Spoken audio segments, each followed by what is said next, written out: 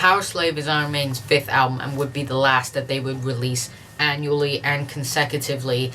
And the history of this album is pretty similar to the history of the past 2 albums. They went to the Bahamas to record, and after the World Peace Tour, the band is absolutely huge. Everything is much, much bigger and more expensive than it was 2 or 3 years ago. The stage antics, stage production, everything is just so much bigger. And this is very well deserved for the band, because right at this point the band were at their heyday. This is the classic lineup writing the best that they will ever write. It's the classic lineup. It's the second album with the classic lineup, which means that it's also the first album to have the same lineup as the past album, Peace of Mind. And it really shows, because Nico's chemistry with the rest of the band is really developing and everybody's just getting along so well. This is the last time Adrian and Bruce would really be enthusiastic about Iron Maiden. After that, they were still performing well and still writing good music, but they weren't as enthusiastic about it. And so structurally, this album is extremely diverse, which is one of the reasons why I really like it. It has an instrumental on it, which, even though it isn't that strong, it's kind of a bit weaker for Iron Maiden instrumentals, but it's still good and nice to see an instrumental from Iron Maiden. And and also the epic rather than 7 minutes long is 13 minutes long. We'll definitely talk about that more later. And yeah, this just has stylistically, it's also very diverse. It has kind of a Trooper-esque kind of tracks like Aces High, 2 Minutes to Midnight, but it also has a very interesting instrumentally complex tracks, which really show off the talent of the band and how good they were writing. Now, this album's the best album writing-wise for Bruce, because he completely wrote by himself Powerslave and Flash of the Blade, which are really strong tracks, and he also co-wrote 2 Minutes to Midnight. And even not just Bruce, but everyone else is writing great too. But the part that makes this album one of the best Iron Maiden albums and a complete landmark album for them is the performance. This is undoubtedly the best performance on an album that Iron Maiden have ever done. Bruce is singing better than he'll ever sing. The guitars are absolutely legendary. Steve Harris not only writing amazing music, the bass just feels very good. Good production on the bass too. I thought the bass was a little bit thin in some areas on the previous album. And Nico, as I said, chemistry is really getting good, and he's just performing absolutely great with the rest of the band. Now, the production is obviously Martin Birch, and it's just absolutely great. Really huge, really epic, and I like that kind of sound, you know? I really like that big, epic kind of sound. And it kind of sounds similar to Number of the Beast, stylistically, but it's more developed, it's more mature. Even though these 3 albums, Number of the Beast, Peace of Mind, and Powerslave, in a lot of ways are quite similar, each album they do something a little bit different. They develop a bit, they mature, and I just appreciate that so much, because the band are at their prime, and not only are they writing great music, they're evolving, they're doing different things, and especially on the next 2 albums they would take a different route entirely. Now, the artwork for this album is fantastic. It's a very memorable piece of artwork.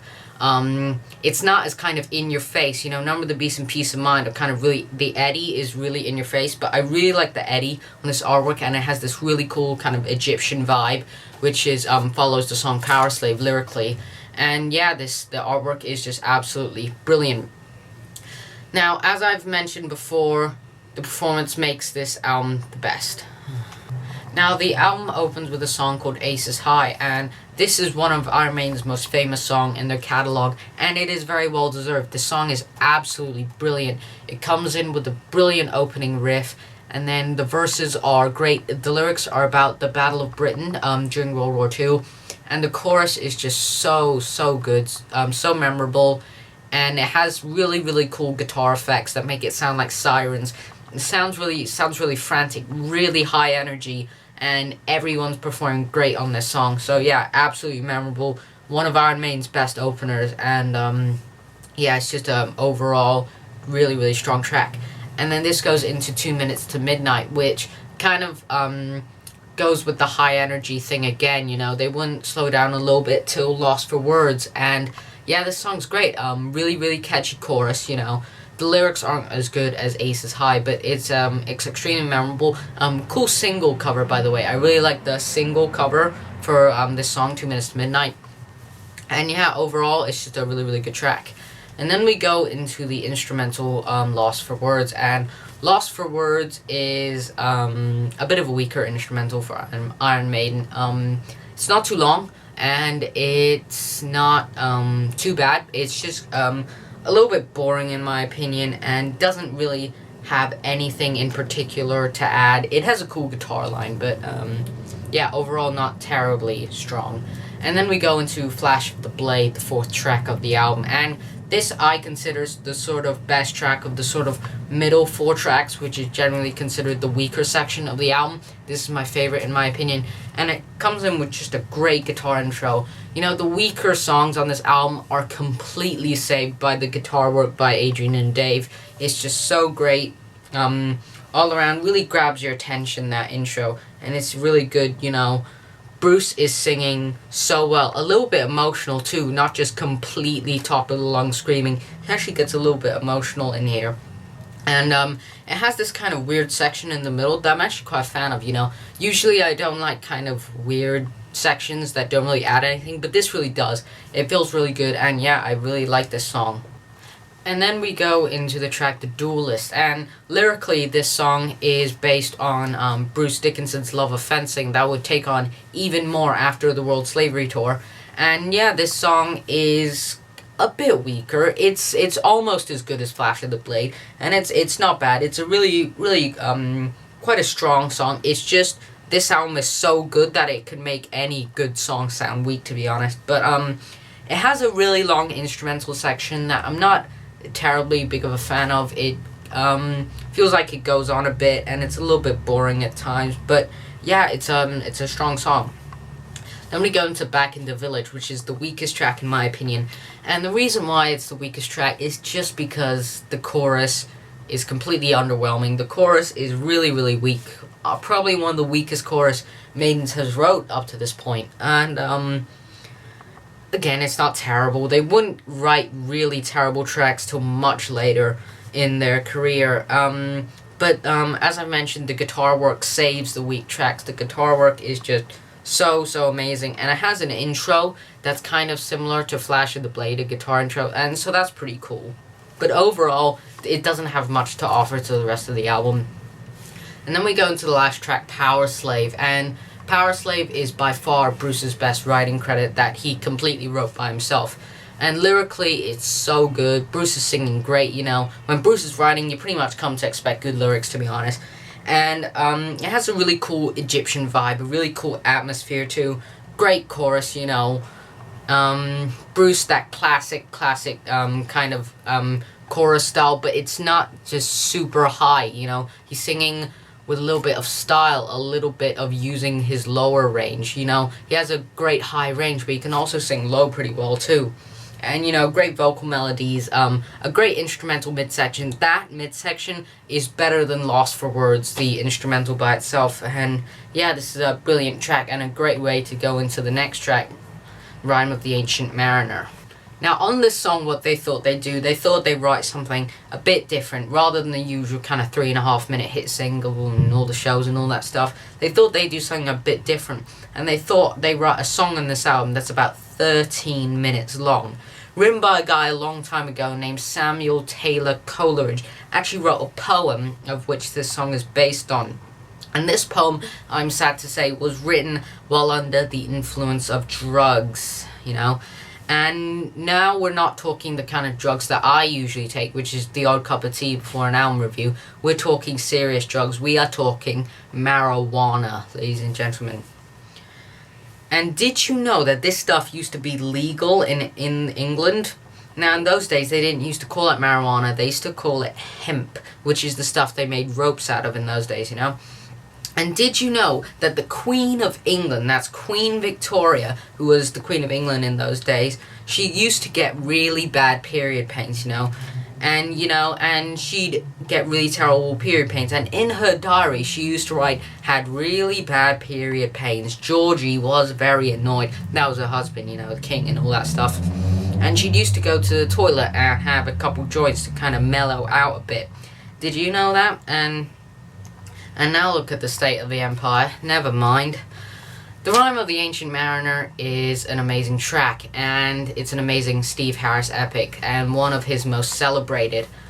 And on this song, a lot of long songs that a lot of bands write outside of Iron Maiden in all of music, they write long songs that are like 7 or 8 minutes long, that have 5 minutes of content. Now, this is the definition of how to write a long song. When you write a song that's 13 minutes long, I want 13 minutes worth of content. And what does Iron Maiden give us? 13 minutes worth of content. That deserves a round of applause by itself, because so many bands just can't write a long song can't write an 8-minute song and give us 8 minutes worth of content. But Iron Maiden make it look so easy, because this song was actually written in quite a short period of time, you know. This album was written in the same amount of time as the previous albums, but it's just such a stroke of genius. But getting back on topic, this song starts off with a really cool riff, really cool groove, and the part that's the best is that really cool guitar line that I'm not sure if Adrian or Dave plays it, but it's a really good guitar line, and they kind of switch it up before they go into the weird kind of progressive section. They change it up, and it's just so great, you know. Bruce is completely showing off not his ultra high vocals, but showing off how he can really sing very well at a sort of regular kind of a range. And then it goes into the kind of weird section where they recite parts of the poem, and it's just Steve Harris bass playing a really simple bass line, and it's really great. It's really haunting, really gloomy, and then eventually it comes back up, and it's so good. The guitar line that was in the first section is just even better when they play it again. And yeah, overall this song is just so good. All the sections of the song, because it's 30 minutes of content, so there's going to be sort of different sections, all of them gel so well together. Great guitar work, great lyrics too, by the way. And yeah, overall this is Steve's probably best epic. As much as I'd like to say Hallowed Be Thy Name, if someone asked me what is Steve Harris' best epic, I would have to say Rime of the Ancient Mariner, because of how original it is, and because of how good instrumentally, lyrically, and all around a great track. And that concludes the track by track on this album. Now, this album is a landmark album for Iron Maiden. It shows off the band in their prime, you know. It shows off everything that's good about Iron Maiden. Great epics, great writing, Bruce's great vocals, great guitar work. Everything is just so great, so well-rounded. It has such a variety, too. You know, stylistically, from Aces High and Rime of the Ancient Mariner, very different style kind of a song, but both equally amazing. And from top to bottom, this album is an absolute masterpiece. And this will be the first Iron Maiden album that I'm going to give a 10 out of 10 later.